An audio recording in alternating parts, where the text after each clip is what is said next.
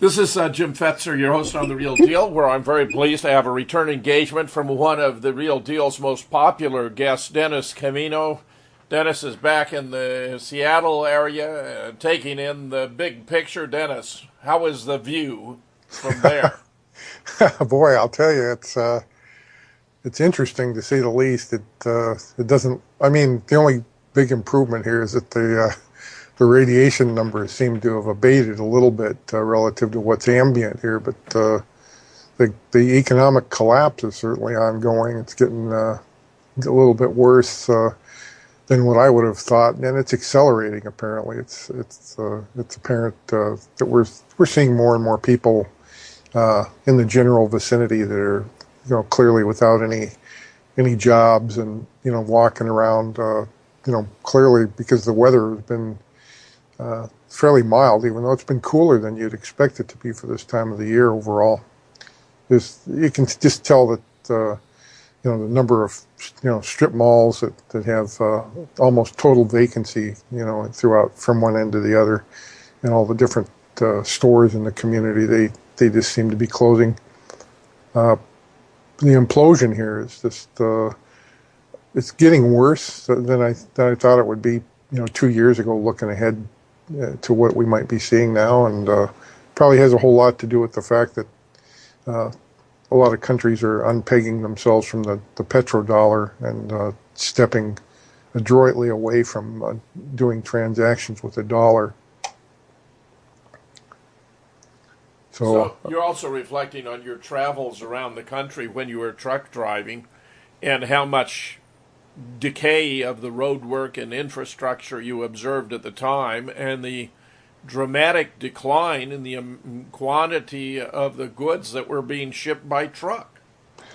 Yeah, and the thing that's interesting is that most people probably don't really pay much attention to what the Baltic Dry Index says, but it's usually it's a fairly reliable prognosticator of what you can expect in the future, and it's not probably the only indicator, but it's a pretty strong one. And it was running in a pretty flat line for a very long time, but it actually nosed over and started to do a descent from a flat line. So in other words, what we were seeing that was from 2008 onwards. With the overall decline of physical goods shipped across the globe, not just on ships, but on rail and other means.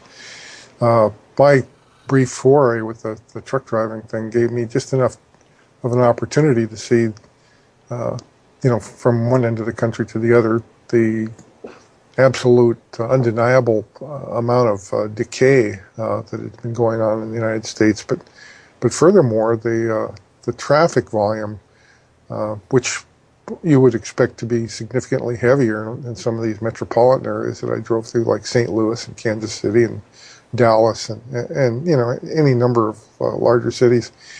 I drove in bumper to bumper traffic periodically, but by far and by large, the traffic volume was way down. And back in 2009, when I last did my longest drive cross-country from New York back to Seattle, I spent quite a long time going across.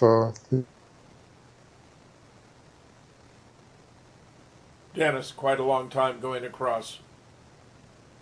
Were we interrupted? It would appear.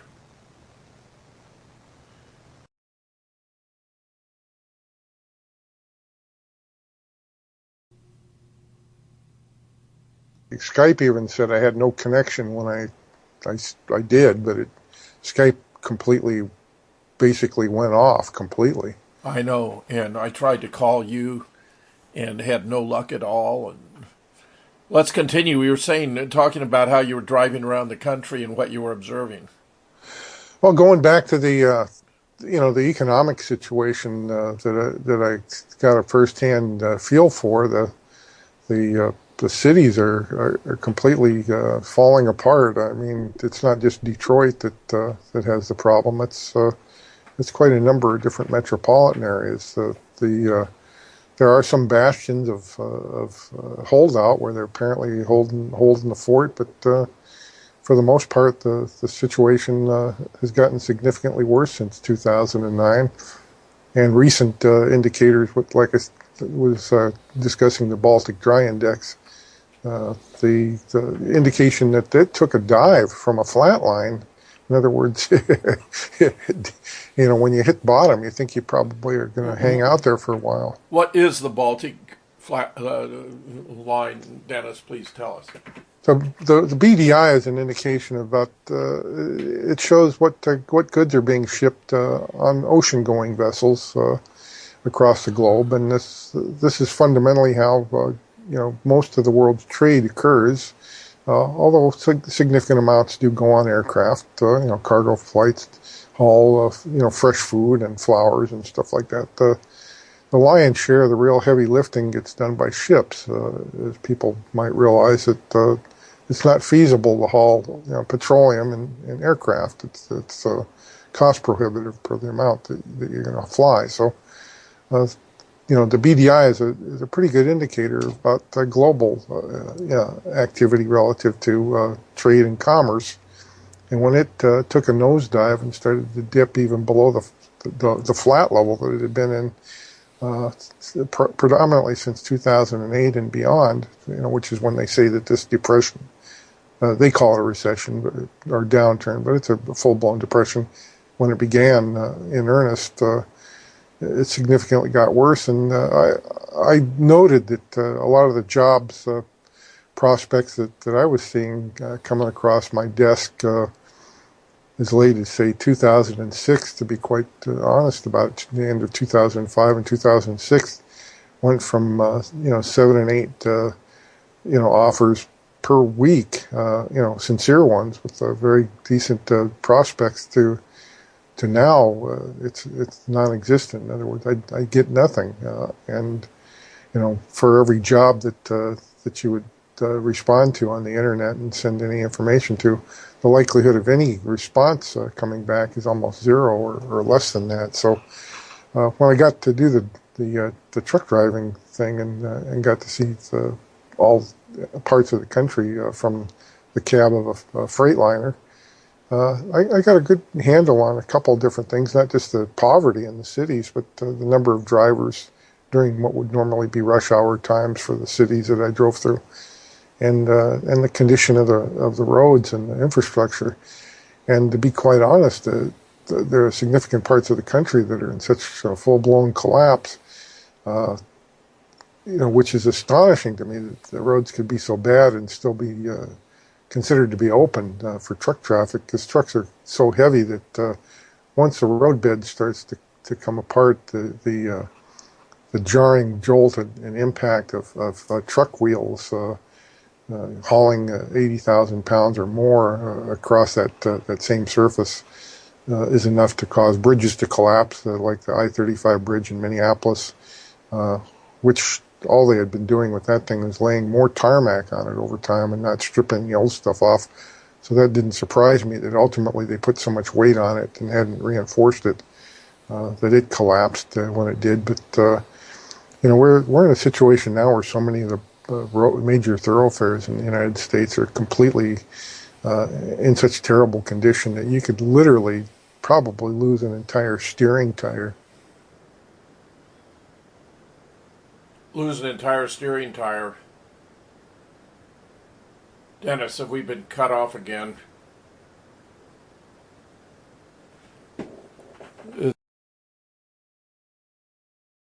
This is unreal, Dennis. We were interrupted after 4 minutes the first time and 6 minutes this time. What will be next? Well, like I said, this is not normal for this. Normally we, in the past we'd managed to be knocked offline and actually had shows interrupted before. But after we did that last one, it was not the last one, but the one before the last, 2 shows back, where they so egregiously messed with the connection and packet attacked us and knocked us offline. It was quite a surprise that they took such strong measures to kill the connection and stop the show. But right now, I guess we probably have a good connection for the for now, right? Yes, yes, excellent for the moment. Anyway, the situation is that we have a problem with the United States in full blown economic collapse. It's probably going to accelerate a lot worse than a lot of people are willing to accept in the near term, strictly because of the fact that so many countries are stepping adroitly away from doing business using the dollar altogether. The, the BRIC nations, Brazil, Russia, India, and China, and a number of other countries are doing away with the petrodollar. They're switching over to the yuan, the Chinese currency, or the renminbi currency. So they've kind of put the dollar on the wayside. Now, when you look at the historical record for how long nations and their currencies have maintained the status of the reserve currency for the globe, it's about time for the United States to give up its throne and probably let the Chinese take the helm now. And it looks like we ran a pretty long course, but as we've been financially gutted, and that means not only has our gold been stolen from the United States, but the Germans' gold, who they tried to repetitively in the past few months to try and have their gold repatriated back to Frankfurt. Apparently, they've been mollified by somebody in the Fed that said, "Oh, don't worry about it; it's there." They were asking for inventories of gold bars, and they've not received any of that stuff. So it's a pretty good bet that all the gold that we held in the United States in the New York Federal Reserve and probably a couple other of the Federal Reserve banks, that's been completely moved offshore to some undisclosed location. Well, more than likely, it's either London or but perhaps even gone to Tel Aviv for all we know. But it's no longer in the United States in all likelihood. There would be no real reason that the Germans shouldn't be able to come to New York and team up with a group of Federal Reserve personnel and go into the vaults and take a look at the gold that they have in inventory, the bars, and check the numbers that are stamped into those bars relative to the lot and which pallet they're on and stuff like that. And they've not been allowed this. So just recently, because of the financial turmoil in Germany right now, the German government under Merkel has decided that they're going to not ask the New York Fed for any accountability. They're just going to accept the fact that their gold is there, which I think is really a big mistake for them. But it goes in the direction of saying we know we've been ripped off. And once the people in this country realize how seriously the theft has been and how who's stolen the gold that Germany shipped there, once that word got out, I think that it probably would accelerate the financial collapse in Europe, which has already started because the Bulgarian banks had runs on them with them the last week or 10 days, and the European Union had to use the European Central Bank to prop up Bulgaria.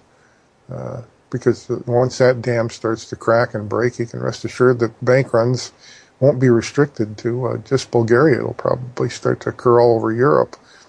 So we're in the very beginning of a financial collapse that neither Barry Soetoro in Washington, D.C. or Angela Merkel or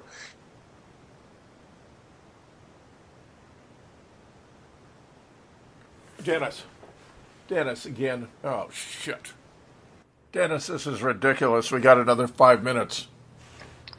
Yeah, it would, I mean, I think that the topics that, periodically when we've seen them really go after us and shut us down, we're usually probably talking about the kind of stuff that they prefer people not be discussing in general.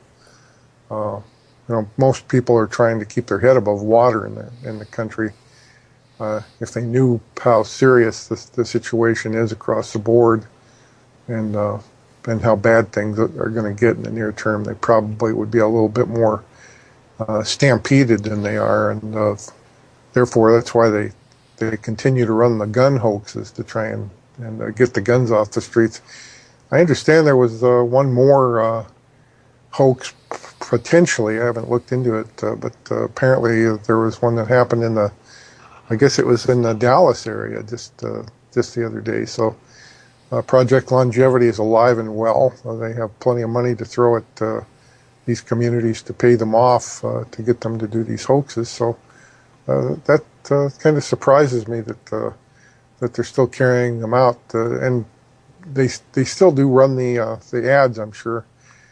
Didn't we just see an ad that I forwarded to everybody that came out not very long ago that was on Craigslist that was talking about wanting people in the Dallas, Fort Worth, and Houston area. Yeah, you did. There was another one for the Atlanta area.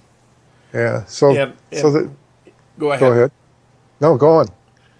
Well, it looks as though they're going to make the mental health approach the key to it all, because in California and another state, it may be Connecticut, they are planning to introduce legislation that individuals who are mentally unstable should be denied the right to own or possess weapons, where the crucial question becomes, how do we identify who is mentally unstable and should therefore be denied the right to have guns? They're quoting one psychologist as claiming if they had had the chance to examine Adam Lanza in advance, it might have been precluded. But this is on the order of, thought control, preventive detention and the like, prosecuting or punishing someone for what they might do, not what they actually have done. It's a giant step toward the totalitarian state.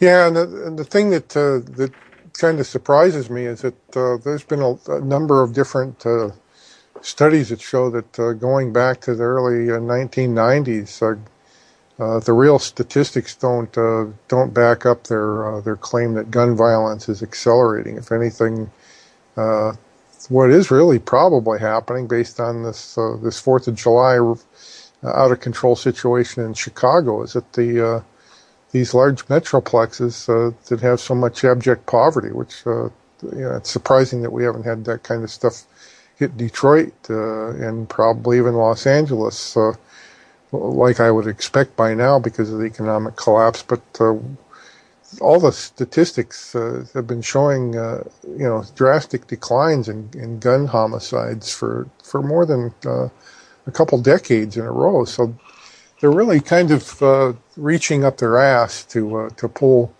excuses out to come up with reasons why they have to do these gun grab hoaxes. So, like I said, they're not being careful. They're openly advertising for the crisis actors in these metroplexes where they hold these, like this one that I expect at any time, because of the advertisement in Craigslist for the crisis actors in the Dallas area. If they continue to openly and do this in our face, the only thing you can rest assured of is that Barry Soetoro will, without any action on the part of the legislative branch of the United States, which is irrelevant at this point in time, will probably have somebody shove the executive order underneath his nose to sign it that effectively begins the confiscations, because once the collapse is full and complete, in other words, once they... Unfucking believable. Go, Dennis. Well, it looks like they sure have been knocking us down. I mean, that shellacking really took us offline pretty good there, didn't it? Well, the points you're making are impeccable, because Obama doesn't acknowledge that gun crime in the U.S. is on the decline. According to a Pew study, gun crime is down 49% since 1993.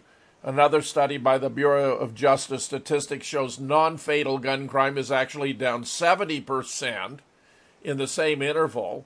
The president's own study performed by the Center for Disease Control reached a similar conclusion. Quote, firearms-related death rates for youth aged 15 to 19 declined from 1994 to 2009, the report states. The number of public mass shootings of the type that occurred at Sandy Hook Elementary School accounted for a very small fraction of all firearms-related deaths.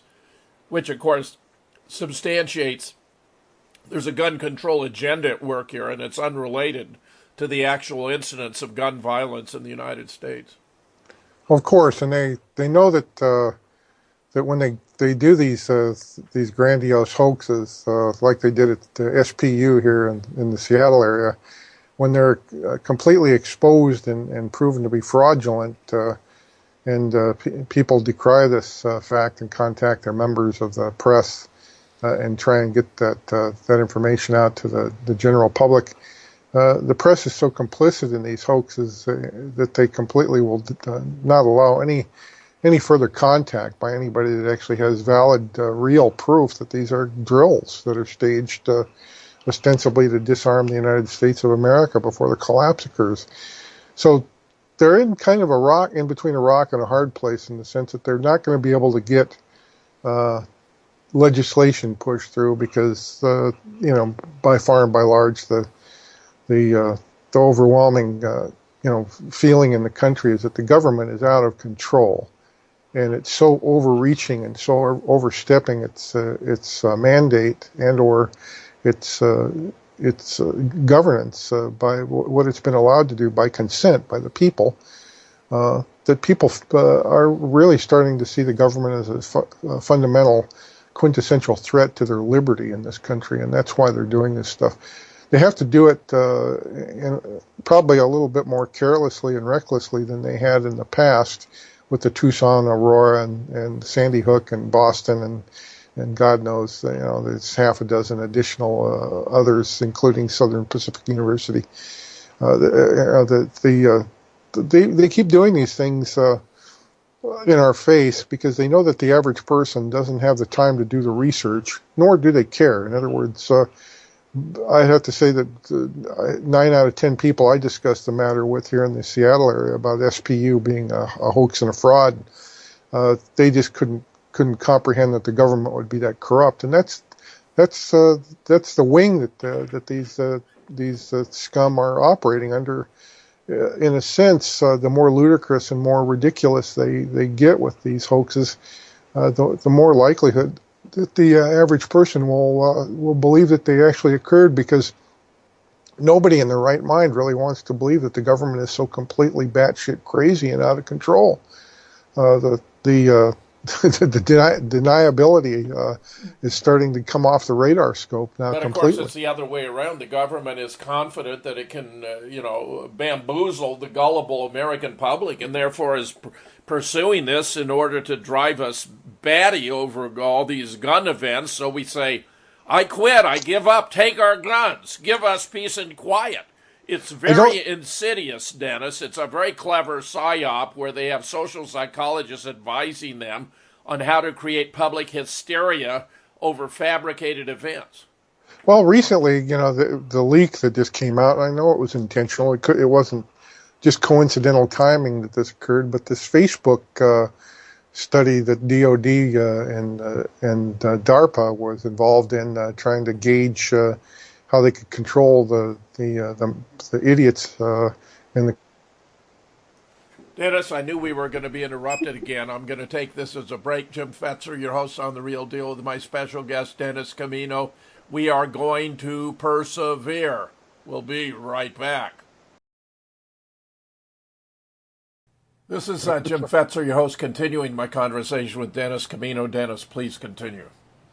Oh, as I was saying, the financial collapse is the predominant force that's making them hang their asses out on the tracks running these hoaxes and doing it in a way where they openly are advertising on Craigslist for crisis actors, knowing that the average person is too preoccupied trying to keep their head above water to pay much attention. So I do kind of think that in this vacuum that apparently exists, where the NRA should have probably spoken up immediately and decried the hoaxes for what they were, there apparently seems to be some kind of an agreement with Holder and the NRA probably that effectively says, back off, let us do this. We'll let you continue to sell guns, but we're predominantly going to buy them for the military and for the police departments. We're not going to we're not going to get them for the citizenry because we're in financial collapse. We need the guns off the streets. I'm very troubled by this, Dennis. You may very well be right. The NRA ought to have been speaking out and, for example, exposing that Sandy Hook was a hoax. They have been virtually mute. I find this very troubling indeed. And these, the gatekeepers, like even Professor Tracy, who you went to the defense of, we initially believed in him. There can be very little doubt in anybody's mind now that his function in life was just like Amy Goodman and Glenn Greenwald and these other turkeys that get out in the front of anything that occurs and steer it, with the intent being that they, by virtue of their words, they protect Israel and they go in the direction of not wanting to call the attention to the fact that the country is in full-blown economic collapse because of the influence of the Federal Reserve and hence the Rothschilds. So what's going on here is that we have way too many voices that should have been speaking out for a very long time, and in the very early.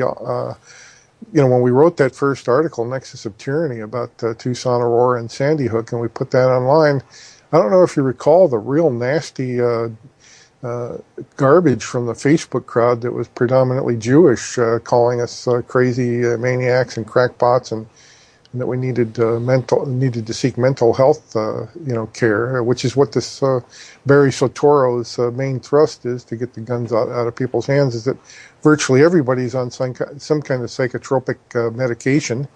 That's why they're handing this crap out like candy, because it gives them a valid excuse. The minute you accept doctors' coverage for antidepressant type of medication that you're taking, you're now, per the government's fervent and head, balls to the walls drive to get the guns off the streets, you're now no longer eligible to hold a gun any longer. And I think that with the overall situation getting worse and worse, virtually anybody that, as you're seeing now, anybody that speaks out against the government and puts up a cogent and thoughtful and well-structured argument about the tyranny, per what Professor Tracy has done, and some of these other these frauds that won't expose these hoaxes. They know that they are hoaxes. They know that there's absolutely no way that this guy Lanza could have had a kill ratio as high as it was for the kind of guy that he allegedly was, if he even really existed in the first place. No person in that situation that suffers from a disease that really keeps them from being focused is going to be able to accurately aim and fire a weapon of any kind and kill so many people in such a short period of time. And yet time after time after time, when they stage these events and hoaxes, in whatever venue that they do them.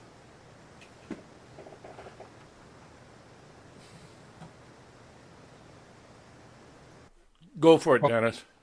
Looks like we got the connection back for a second or two, didn't we? Yeah. So what happens on your end when it goes away? Do you completely lose it all on your end too? Well, it takes a moment. Your voice goes out, and then the image disappears. Right. But continue. Go on. That was down to 4.5 minutes. Go ahead. Anyway, what I think what's happening is that we're in a position now where the financial collapse is so apparent, and even the people that are naysayers and don't understand that something is seriously wrong, they're starting to wake up, and they're starting to come to the conclusion that things are not really paradise anymore, that things are starting to deteriorate and fall apart. And that's why it's even more imperative that these shills and frauds like Tracy and Greenwald and all these other jackasses that lead the truth into the reeds, as they always seem to do very effectively, that they all need to be called out for who and what they are and what their apparent deleterious effect on the truth is relative to trying to stop it dead in its tracks. They've done a pretty good job of sidelining it to the point where even this new information about what's going on in Japan with Unit 5 losing its cooling for the spent fuel pool, for that reactor, and the Japanese apparently having no real solid plan to get that back. That situation there will worsen, and guys like this guy Ken Buechler from Woods Hole laboratory on the coast of California, they're all saying, "Oh, you don't need to worry about the radiation; it's not a problem." When in fact we know that the situation, even though some of the radiation's abated here in the general area where I live, we still are with a significant problem with the pollution coming into the ocean every day. And I've just published an article about how minimal exposure to Wi-Fi can cause a pregnant woman's fetus, female, to suffer genetic abnormalities in her eggs that are going to lead to either sterility or children born with major birth defects. I mean, that's from minimal exposure from wireless. Oh, of Yes. course. Well, the real problem with it is that the Russians, you're not aware of this because you haven't worked in the field of radio frequency energy like I have for my entire career. But the Russians have done extensive studies about the physiological effects and harm that can come from long-term radio frequency exposure. This is what we consider to be non-ionizing levels, where the levels are moderately low, yet they can do serious problems with the blood chemistry and cellular damage on a microbiological level, where radiation, we know from ionizing sources, punches holes in your DNA in such a egregious fashion that over time the instructions inside the cell for replicating the cell are obliterated, to where when the cell does replicate, it has significant errors in the replication and starts to mutate and become a cancer.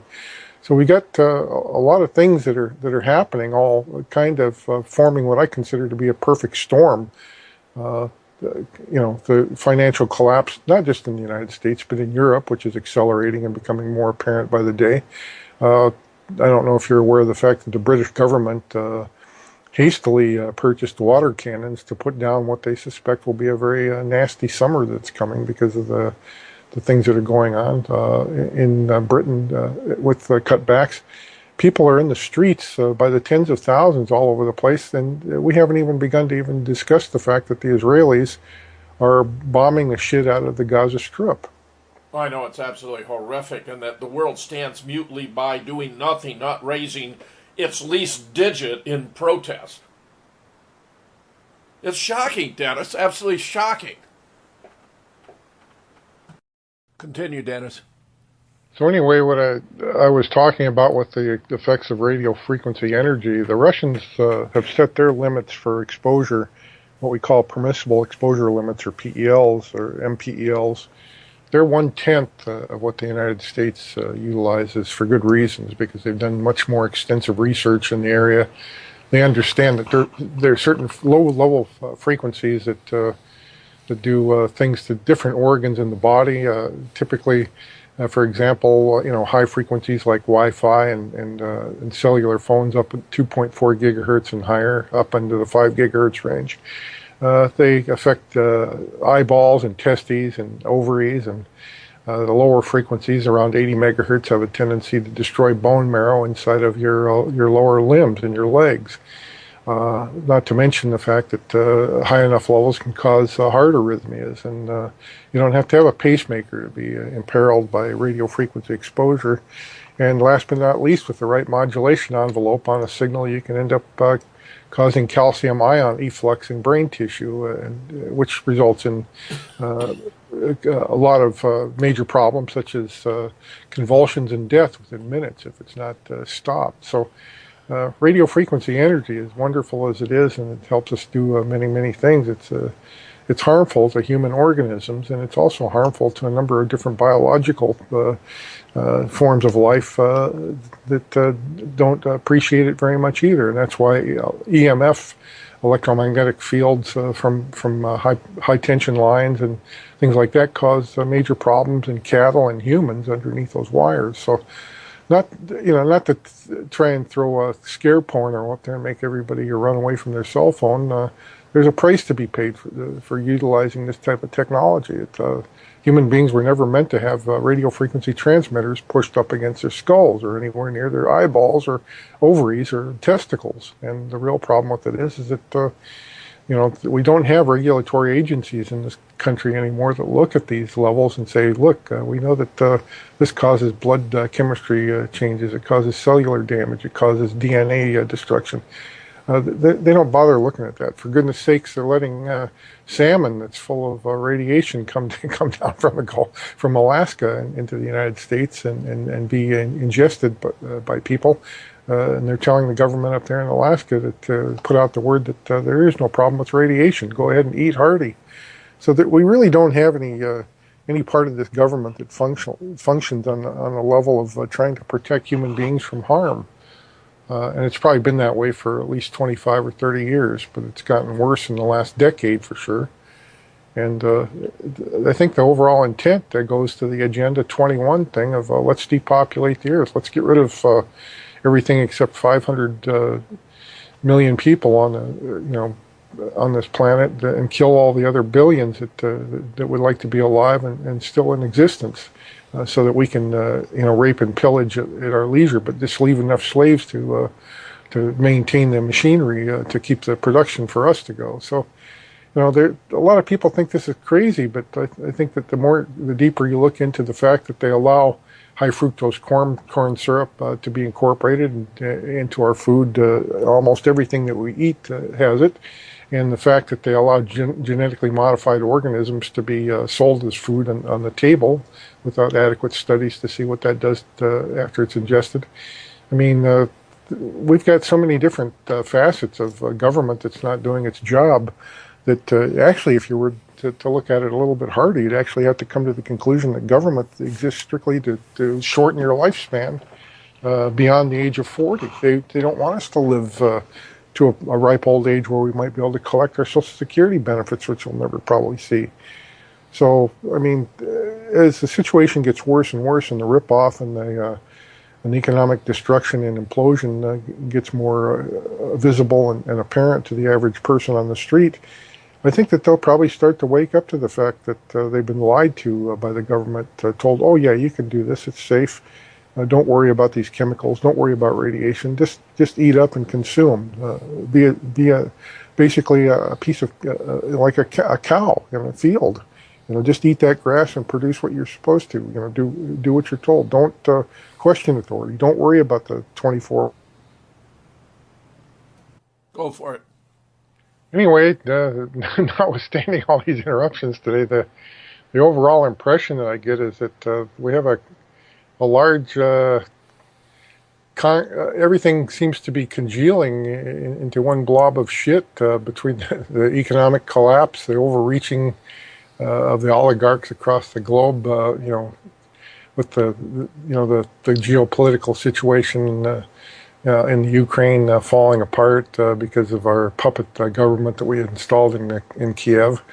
And the slaughter going on with the civilians there. It just seems like everything, all the stops are being pulled out now. In other words, the United States government fully must understand that the powers that be, in their own attempt to save their own necks, more so than just out and out retaliation for the nasty harm and egregious damage that the United States government has done across the globe for almost 238 years of its existence. Notwithstanding all that, what appears to be going on is that as the music is stopping in the musical chair game is coming to an end, all the European countries, as well as Brazil and Russia and India and the BRIC countries, they're all trying to find a way to float the boat a little bit longer. And they know that they have to unpeg from the sinking ship called the United States and get rid of the dollar, because the longer they stay connected to the dollar as a world reserve currency, the more likelihood that the whole entire globe will financially collapse simultaneously. It won't be pretty if that occurs, but that appears to be what's going on. And there's so much jockeying for position and finger pointing and stuff that it doesn't surprise me that that the United States government figures, they're running out of time. They don't have much time left before it becomes really painfully clear that they have cities on fire in the United States. This one bag lady in Los Angeles at the La Brea ramp off LA freeway there that was beaten so egregiously by the California Highway Patrolman. Those videos disappeared offline almost immediately because they were so fearful that LA would be burning, just like after the Rodney King verdict. Dennis, what was that all about? I saw some of those videos of her being punched out by that brute on top of her. What was he doing? Well, he was helping her. I don't know if you read what the CHP's official statement was, is that he was protecting her from harm by beating the shit out of her. And of course, that's sort of like when you call the police and they come and shoot your 18-year-old daughter because she needed medication. They're helping you. How can you not understand this? I mean, do we have any idea what the real deal was? What pissed him off to beat her up like that? I think what's going on is that what I'm starting to see is a breakdown in society across the board. Human beings are so wigged out and so freaked out that clearly the CHP officer completely lost it. In other words, he needed to go to psychiatric care. He doesn't need to be in a patrol car driving around in L.A. in a squad car with a gun on his hip. Did she survive that beating? It looked savage. Well, she did. She got beat so egregiously that she finally, her attorney apparently has been pretty vocal, but apparently she had a daughter that spoke out about the fact that her mother was so violently beaten. But the real problem with it is that how can the CHP release a statement that effectively says this is warranted? We were helping the woman. We were helping her not be harmed or beating the shit out of her. I can think of a dozen different things they could have done to help the lady other than beat the crap out of her. But they took those videos down as soon as they could because they needed to prevent the tinderbox. Because I don't think they're really quite ready for simultaneous eruptions across the United States quite yet. In other words, if this starts in L.A., for instance, if the African American community and let's say they went after the Hispanic woman and beat the shit out of her, you could rest assured that within a very short period of time, patrol cars would be coming under fire almost everywhere. Was that a white woman who was beaten up? No, this was an African American woman that was beaten in L.A. And the real problem with it is that Go, Dennis. I'm watching the video of the cop beating the shit out of her. It's unbelievable. Unbelievable. But that's how they help us. I don't know how you can't understand that. That's to protect and serve going on there. It's quite it brings tears to my eyes to see an officer like that going out of his way to make sure. And he viciously hit her again and again and again and again and again. These are blows to the head. Yeah, closed fist blows to the head. Closed fist blows to the head. He's much bigger. He's probably twice as big as she is. Right. He throws her to the ground and starts pummeling her. But How he's completely disgusting can you get? He's gone out of his way to help the lady, and that's the kind of help that Americans are going to get when the collapse occurs. Yeah, well, we better have our guns. That's all I can say, Dennis, because we're not going to take this kind of shit. Well, the real problem with it is that Americans have lost their spines, and I don't know where they've gone. But the real problem with it is that it wasn't radiation that took the backbones out of people. It's been the Talmud vision, as I call it, and the psychotropic drugs that they hand out like candy for even the slightest reason. And probably the water fluoride that has caused people's brains to turn to mush. But the real problem is we don't have Americans in this country that have backbones anymore. They're jellyfish, and they'll withstand and take any kind of abuse that's meted out to them.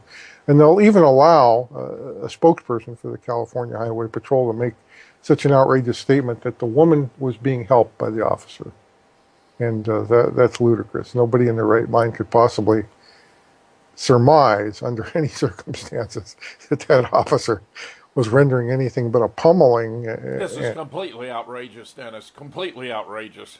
Well, let's put it this way: if it would have been me and I was driving by, I probably would have drove my vehicle, and if I thought I could get away with hitting the officer without killing the lady at the same time, I probably would have run him over. Yeah.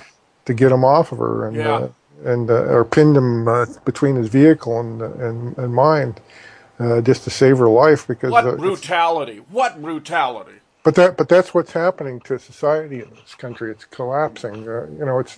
We're not just undergoing a psychological collapse that's evident in the way the police treat people and the way people are so indifferent to everybody's suffering and homelessness and stuff like that. What we're seeing across the board is everything is falling the fuck apart, and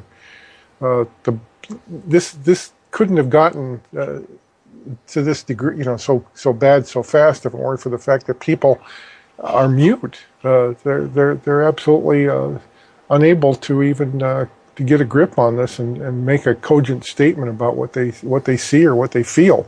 They allow the government to manipulate their feelings via these experiments they run on Facebook and other CIA and Mossad-sponsored social media circuits.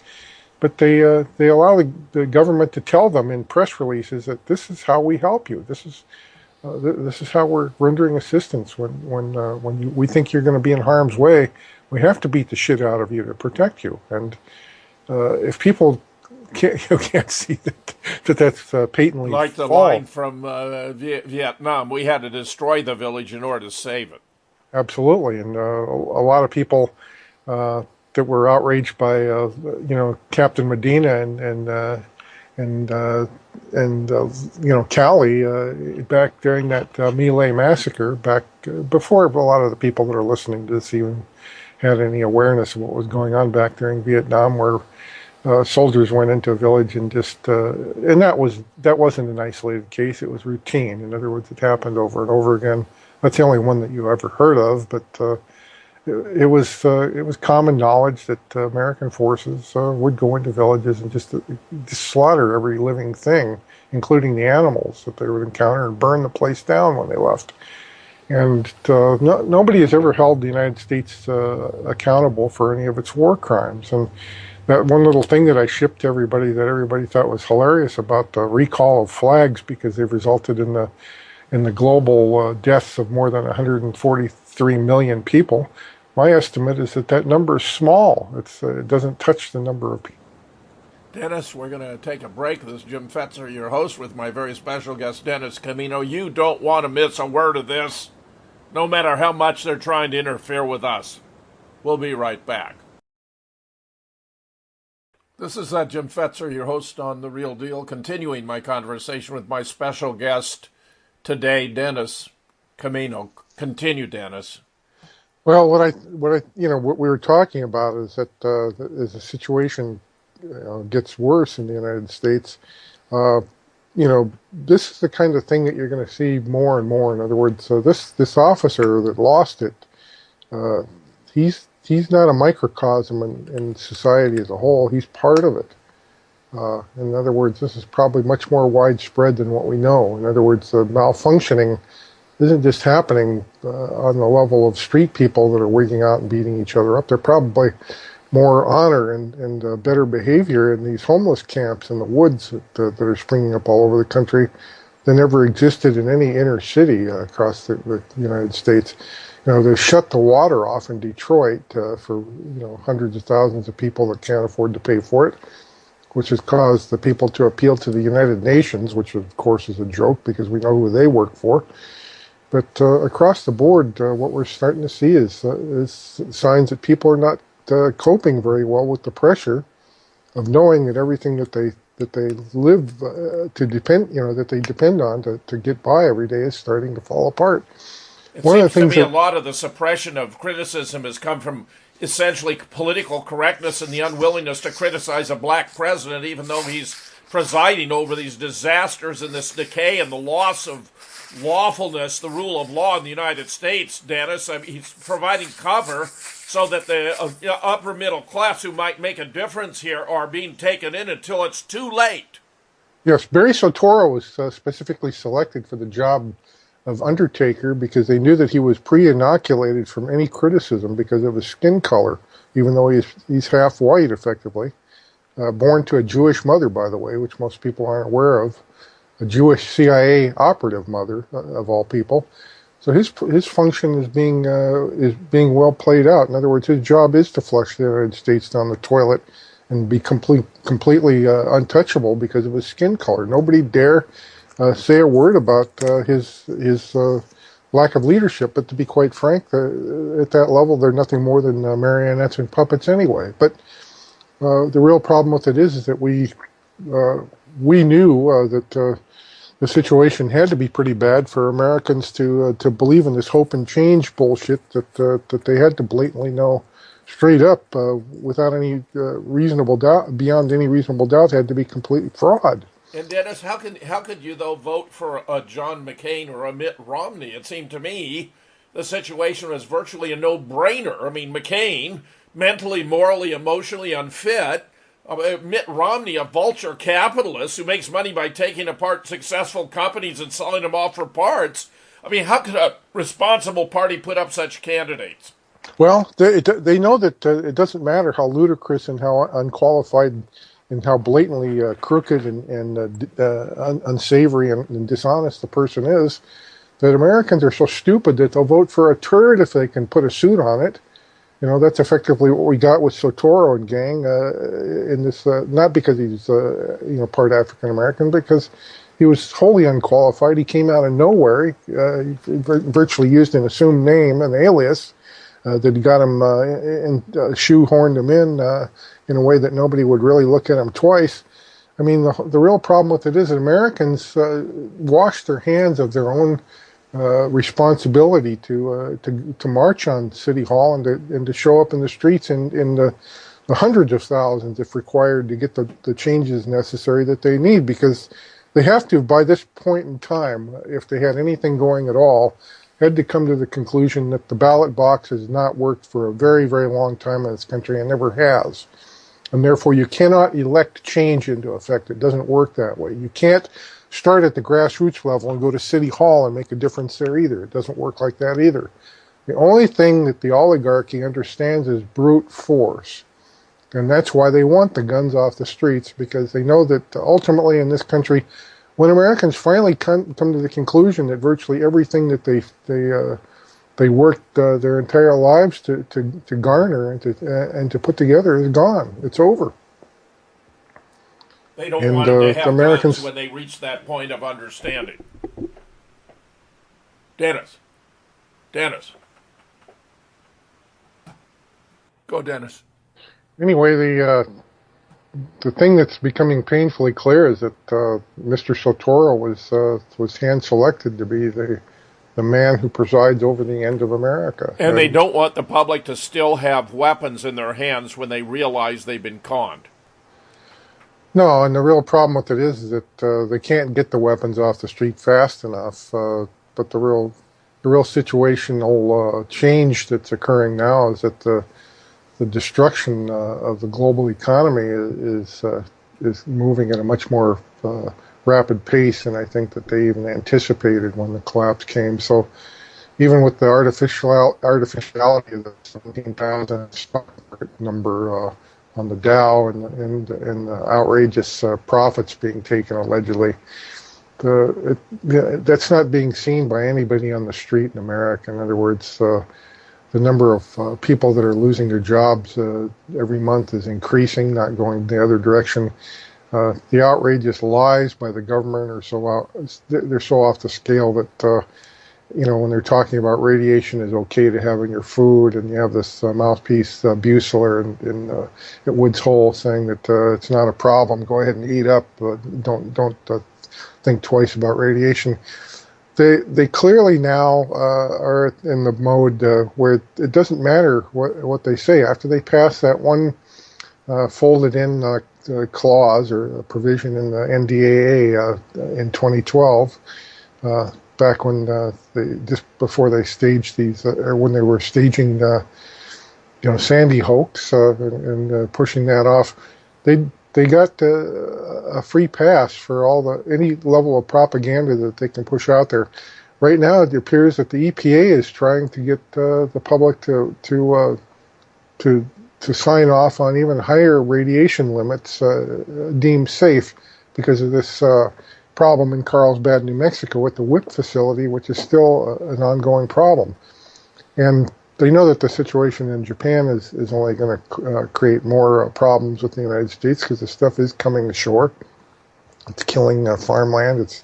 It's damaging some farms up in the northern part of the United States, much more so than other places. But the most dramatic thing that I saw recently that shows how the government is just in our face lying to us is that their attitude about the seafood off the coast of California being safe.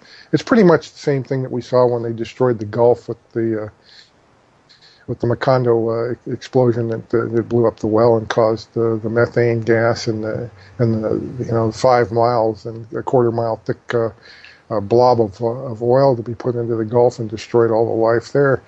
Virtually nothing that the government tells you is something you can take to the bank as fact. In other words, it's almost diametrically opposed to truth at every point in time and juncture in time.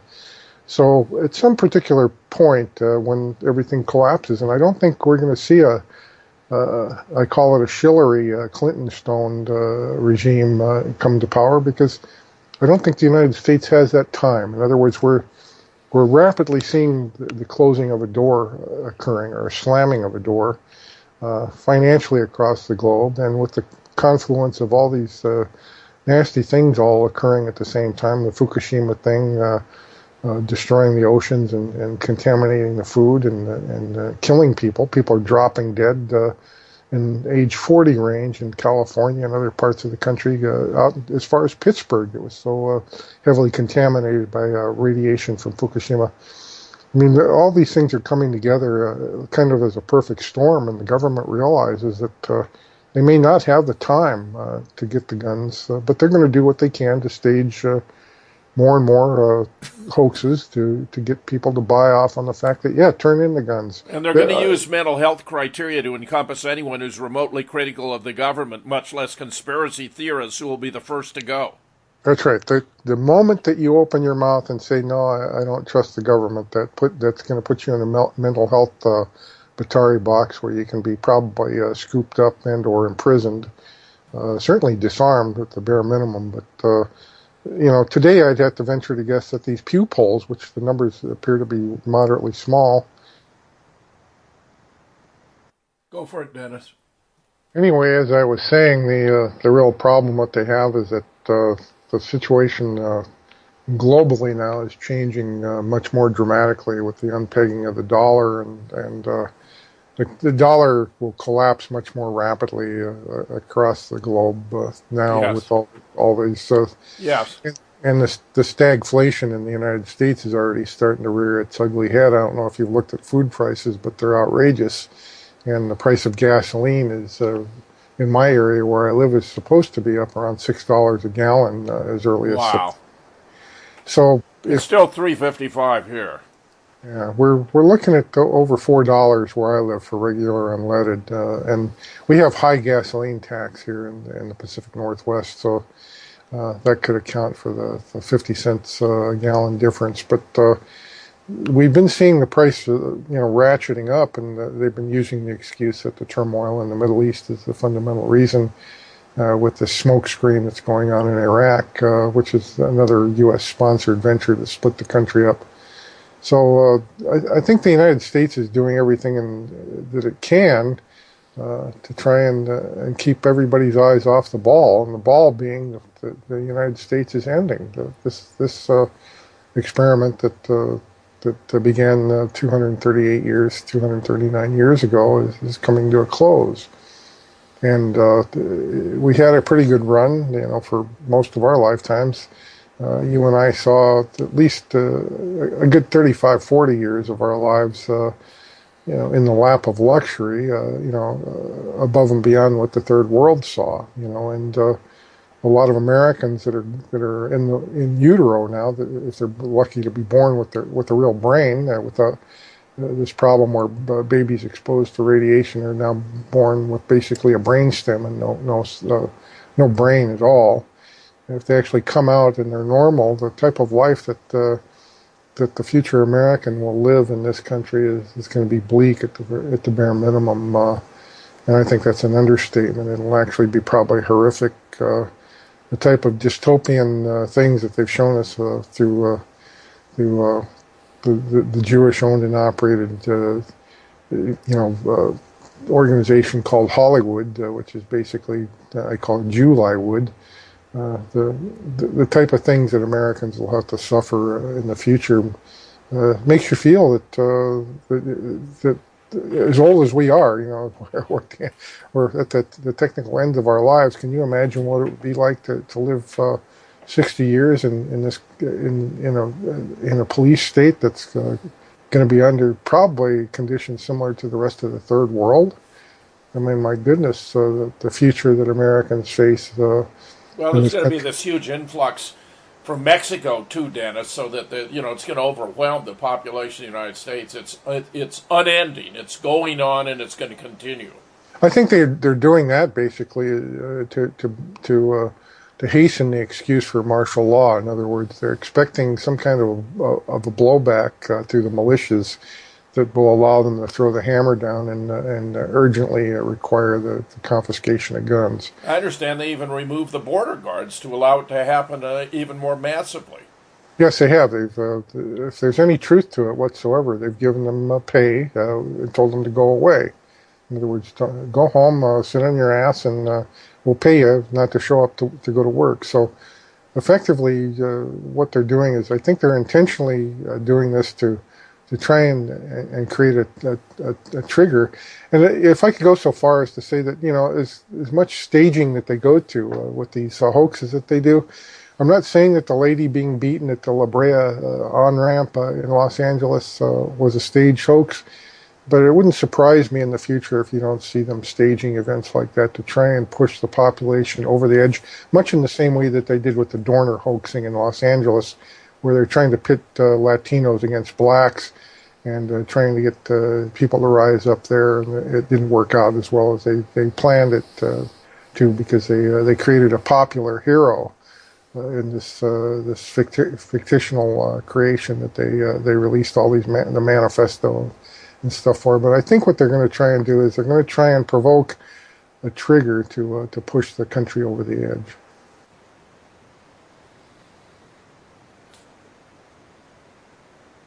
Continue. Anyway, I think what we're seeing is that they're trying to beat the clock to create the reason for the gun confiscation by virtue of maybe even going the next level with these hoaxes.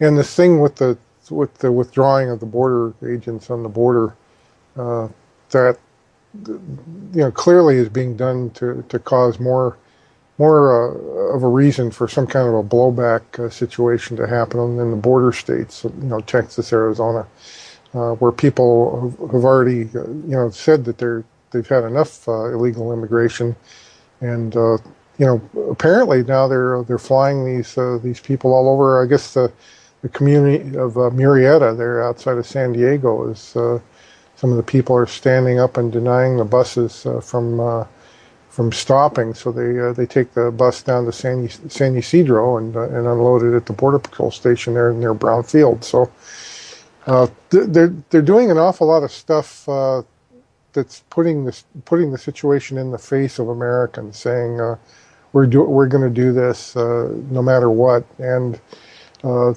situation is that the average American, I don't think really sees the real situational problems that are going on in their life in the background. As a matter of fact, I don't even know if this is really going to be a significant factor until it really causes a firefight to occur between a militia unit and some people that are crossing the border, or perhaps even with the Border Patrol shooting back at the militia for trying to enforce the border. So they're doing anything they can to create the tinderbox under the guise of governance. In other words, the stuff that's going on now, they could lock down the border in a heartbeat if they wanted to. In other words, so the sudden lifting came about not too very long ago, but to be quite frank about it, the United States government floated the request for proposals for housing of these immigrants back in January, 6 months ago. So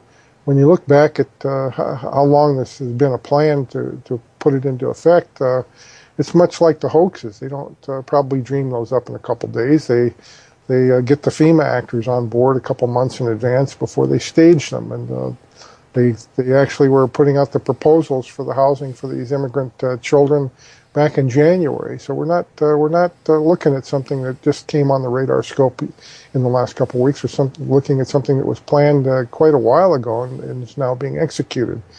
So they're doing these steps to push the United States into a situation where, by all, for my observations, I think they're trying to foment a civil war here in all the actions that they're taking. And that will give them exactly the excuse to disarm the American public and confiscate the guns under the guises of national security, much in the same way that the California Highway Patrolman was only helping a woman by beating the shit out of her at that intersection there by the freeway. So, I think that the quicker they can create the trip trigger that sends the country over the abyss and into a situation where they absolutely must put the troops on the streets or resort to chemical, biological, or nuclear attack on the citizenry to knock back the revolt, or people saying enough is enough. I think that they're demonstrating to people like me that they're willing to go to almost any means, whatever it takes, to push the country into civil unrest. And that's what these indicators seem to be pointing out, is that the situation isn't just degenerating because they lost control of the border. They're intentionally withdrawing the necessary border control to keep the immigration under control, and they're doing it on purpose to provoke a response. That's exactly what this is about. Dennis, that's the only analysis that makes any sense to me, and I'm glad to hear it. And every American needs to understand what's going on. This is a deliberate provocation to try to produce a backlash of Americans standing up for their own principles that can be used to declare martial law in the United States and disarm the population and put us all under military control. I think that's absolutely right.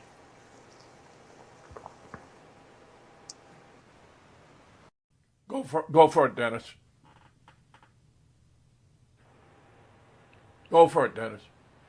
Anyway, you made the statement about them trying to bring on martial law, and I'd like to go one further with that. The ease at which people were able to download this video showing a woman being beaten in Los Angeles, even though on YouTube they immediately pulled it, was still up on a couple. I think even the local news station there in Los Angeles actually carried it, where people could continue to download it.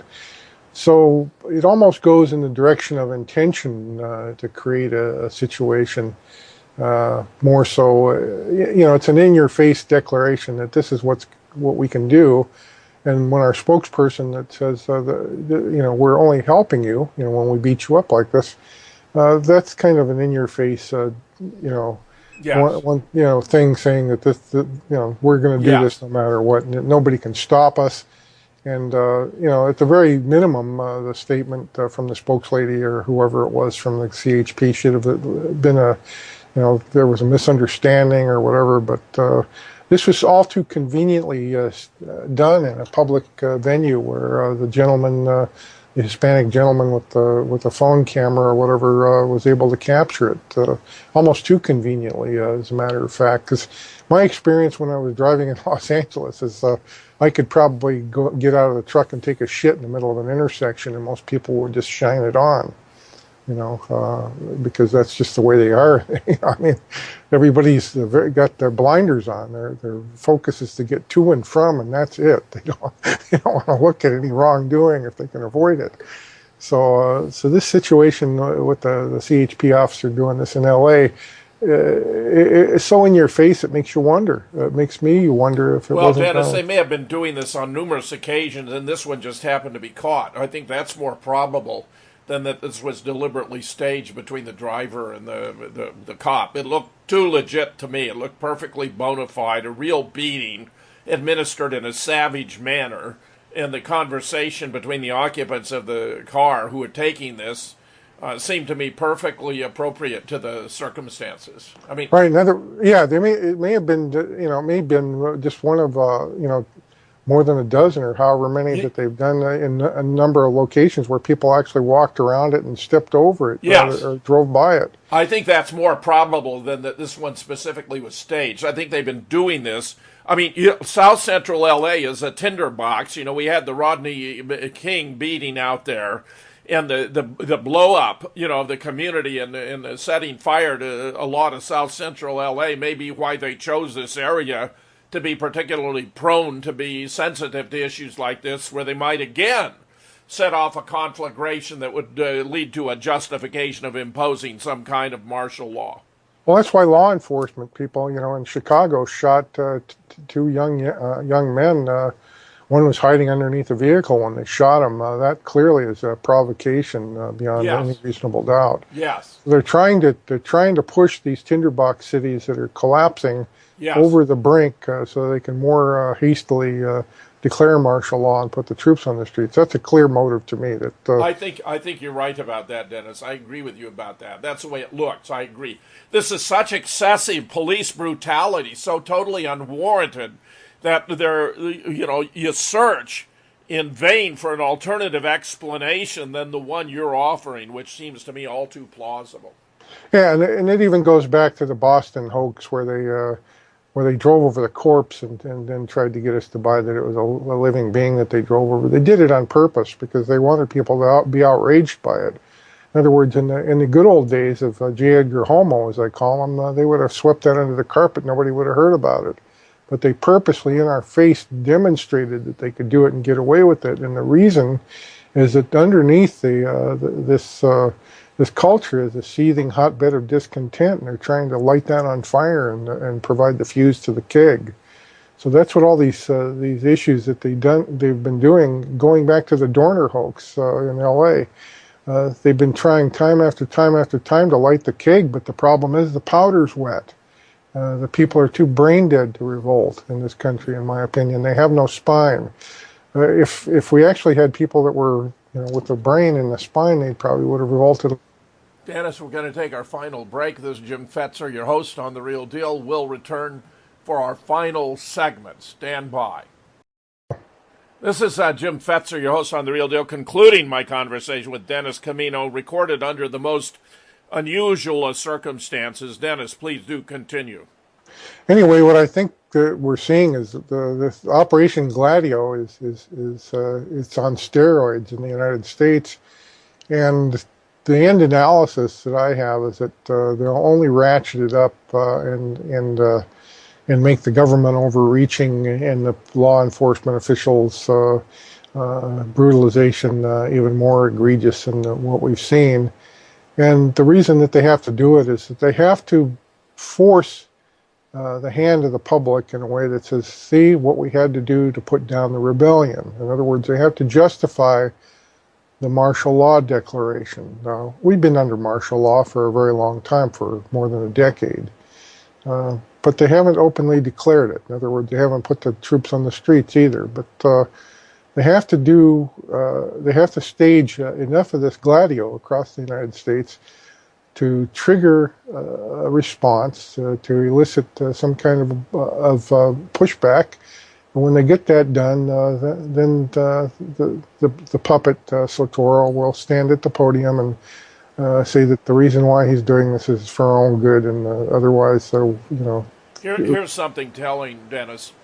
They're taking MPs and putting them directly into local law enforcement units, finessing the 560 hours of training they otherwise would have to take, which is being touted as though it's showing how the community is supporting the servicemen, but what it's actually doing is a direct way of militarizing the local police forces. I mean, it's really outrageous. And that it's being promoted as though it's somehow a benefit is incredible, just as giving local police force all this military equipment and military training and tactics is very much to the detriment of the American people, because they're going to be turned on us and used to suppress the American people. freedom and democracy is of the past, as you well know, Dennis. You understand this better than anyone else I know. Well, the real problem with it is that they're playing to the wrong audience. In other words, the people in this country don't give a flying fuck about freedom and democracy. All they care about is how to consume and how to get that next paycheck. They don't have a clue about what they've lost. And over time, it's a shame that some of the people that I grew up with that are now deceased by 10, 15 years, if not longer, weren't around to see this, because they'd be shaking their heads and going, my God, look what you guys are putting up with. In other words, I don't think people in America are going to, have a problem with the total 100% implementation of martial law in the police state. I think they'll withstand it.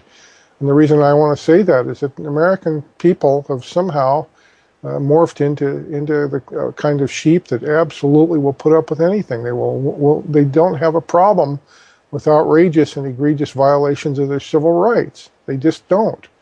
And the real problem with it is that there are populations across the globe, like the Greeks and the Italians and to some extent maybe even the French, that they won't put up with this shit. But the American public will put up with anything. They'll withstand any amount of degradation as long as they get to keep their toys, their cell phone, and their ability to go down to the local store and buy the next toy. That's all that matters in this country. The people don't place any value on freedom and liberty of any kind. They're willing to completely sacrifice everything that we thought that the forefathers tried to inculcate into the future generations of this country. They're willing to sacrifice everything just to consume and to play with their toys and text on their phones. That's all that matters in this country anymore. They've given up even interpersonal relationships just to be just one more parasitic consumer, and that's all that America is now. The TV and the six-pack. Absolutely, that's all that Americans are. They've completely lost the bubble. Submariner's term there. They have no clue what freedom and liberty are. And furthermore, if it was declared tomorrow openly that they've lost it, they wouldn't. Dennis, go for it. Anyway, I think that the end game is basically it came and went, and people didn't really pay any attention to the fact that it arrived already.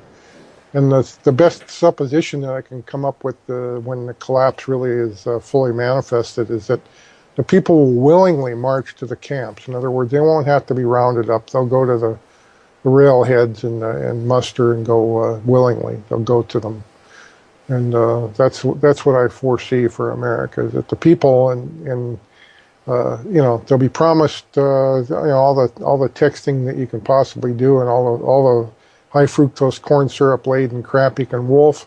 Just come to Camp FEMA and we'll fix everything for you. And the people will go because they don't give a shit about liberty. And they don't even appreciate the complexity of just getting the right medicines. If you're an older person and you have a half a dozen medicines, how would they possibly arrange that? Dennis, it's going to be blatantly, transparently obvious that this is the final stage of the decimation of the American people. Well, they have to, the Agenda 21 thing that everybody thought was a crackpot conspiracy theory. I think there's more truth to it than most people want to believe. And the 500 million people that guys like Ted Turner and Bill Gates and the rest of these pieces of scum think are worthy of inhabiting this ball that we live on, and no more, no less. That plan, I think, is going to be carried out. And if you look at these measures that are being taken by the central banks, they could have kicked the can further down the way, but they've chosen not to do it. They've been purposely invoking these austerity measures and forcing these countries into bankruptcy, rather than printing even more money, which would push it probably 10, 15, 20 years further into the future. They want to bring about the New World Order. They're tired of waiting. Some of these old geezer Khazarian fake Jew bastards want it to come before they croak. And if anybody wanted to look at quotes from Rockefellers, I'd welcome them to look and see what these guys have said. Zbigniew Brzezinski, same difference. They've all openly proclaimed what the future was going to hold, and harkening back to George Bush's 1991 speech, on 9/11, by the way, about the New World Order. That's what they want, and that's what they'll get. They're not waiting any longer. They're absolutely hell bent for leather to implement it. Unfortunately, what is the vision they are implementing, Dennis? It's never been obvious to me what in the world was supposed to be this New World Order. the New World Order is effectively it's just oligarchs rule over just enough workers to serve them. They didn't like the fact that this hell bent for leather so-called capitalist model ultimately was going to cause the earth to destroy itself by virtue of the fact that you couldn't, you can't willy-nilly pollute everything and wreck the environment and have so many so-called useless eaters around you without getting to a situation where push will come to shove. And the other thing that's overwhelmingly clear based on their actions, they fear the people across the globe. The more of us that there are, the bigger threat to their very existence exists. So the more that they can mass murder, the one statement that was made, I think, very openly by Brzezinski himself, said it's much easier to murder millions of people than it is to control them. And they just want the excuse to be able to carry out that plan. And that's why I don't think it's so far-fetched to someday see the Jericho scenario on U.S. soil, where they just willy-nilly use chemical, biological, and nuclear agents on people to kill them off in huge numbers. Oh, I agree with that completely, seeing the Jericho scenario. But also I understand they have these vast underground locations where they think they're going to be safe if they expose nuclear, radiological, or chemical contaminants on the surface, that they're going to be safe and secure and be able to outweight whatever is required before the surface becomes habitable again. I don't think there's a chance this is going to work out.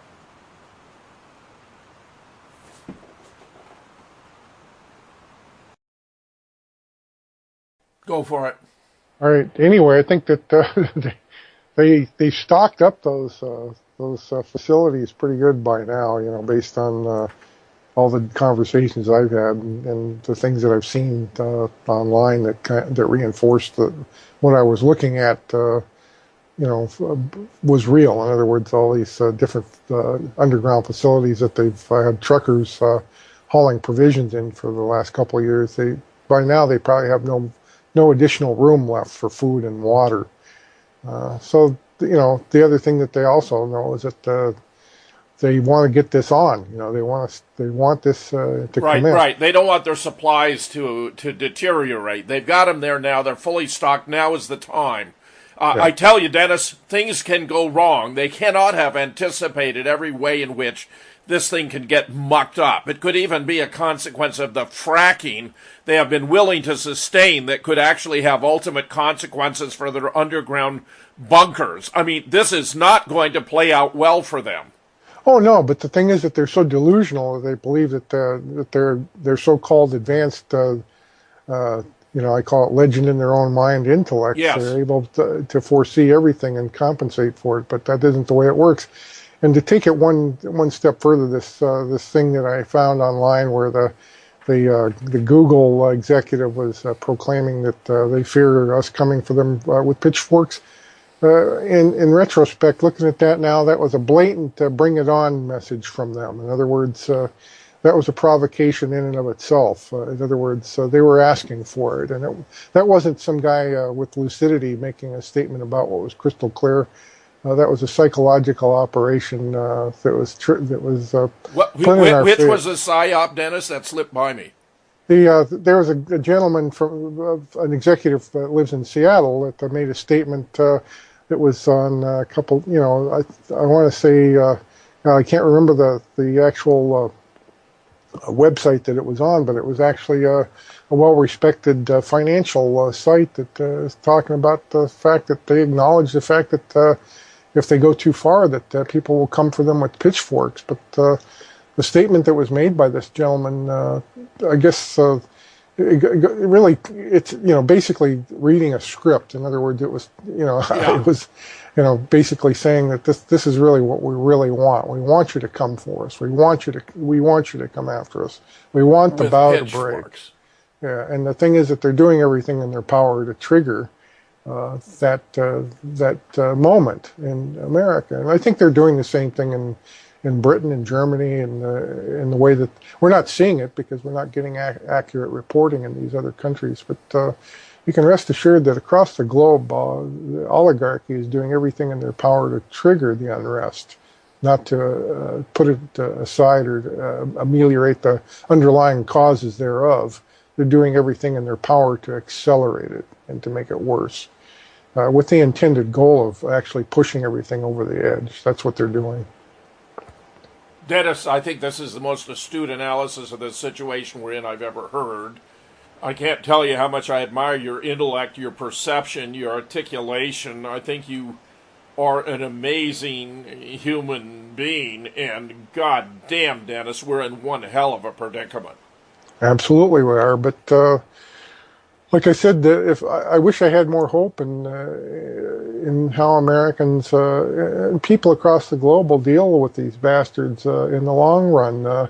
Those people that say that violence is passé and meeting it head on is the wrong answer, that's bullshit. The only thing these bastards understand is brute force, but the problem with it is that they're trying to bring it about in such a manner where they'll be given the upper hand to use any degree of force necessary after the tinderbox moment occurs. And that's what they want. In other words, if Americans were smart, they'd start taking guerrilla warfare to these bastards Yes. at every juncture in time, and kidnapping Yes. them at their doorstep and killing them immediately when they get them, and dragging the bodies into the bushes. And instead, they're withstanding the onslaught of one degradation after another meted out to them. And unfortunately, across the board, I think when America completely, totally collapses internally, the upper hand is going to go to the bad guys, strictly because people here don't understand what's going on. I think you've got it exactly right. Go for it, Dennis. So anyway, I think the real problem that these guys don't anticipate is that they won't be able to control the powder keg once they light it off. In other words, once the shit does start to hit the fan, hunkering down in their bunkers isn't necessarily going to be the appropriate answer for them either. They're ready, I think. In other words, they're sending the signal that they're ready. Otherwise, they wouldn't be doing this helter-skelter provocation openly like they're doing with the brutalization of citizenry by the police themselves. So they're trying to bring it on, and the only thing that they have to fear now is that the collapse doesn't come before they actually trigger it. In other words, if the collapse starts to happen because the financial situation in this country imposes so much hardship that across the board people do two things. First off, they quit going to work, and they don't comply with any lawful order from the oligarchy of any kind. In other words, they just do what they want, Yes. loot the stores, everything breaks down. Yes. If that happens, I think that these bastards will lose control quicker than they calculated. That will happen. I don't doubt it. Yeah, if they trigger it in certain areas, then that'll give them an excuse to control the measured response in return, which will be the martial law declaration and the troops on the streets. So the real problem with it is that they're running out of time in a very real way, and they don't have time on their side. In other words, so they didn't run the calculations 45, 50 years ago correctly to determine how the end game was going to play out. And they very well could get surprised. In other words, the global situation could turn into a situation across the whole entire planet, where in Britain and France and Italy, Spain, Portugal, every single country you can imagine, including the Arab Emirates and Kuwait and all these places that are underneath these lockdowns by despotic rulers that we've allowed to exist. Across the globe, if people rose up and said, A, we're not going to go to work, and B, we're not going to take this shit anymore,